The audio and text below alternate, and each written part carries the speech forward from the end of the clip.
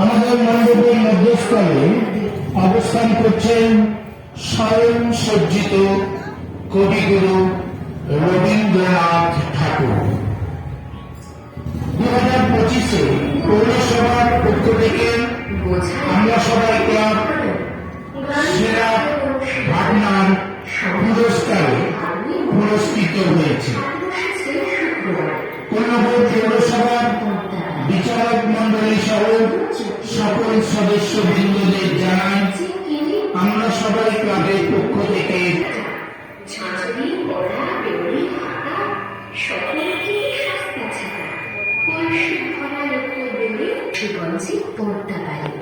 জিনিসপত্র জুটিয়ে এনে গ্রামের মানুষ বেচে কিনে উচ্ছে বেগুন পটল বেতের গুঁড়া ধামা কুলো সরছে না কলসি ভরা একটু গড়ে মাছি যত বেড়ায় উড়ে ঘরের আঁটি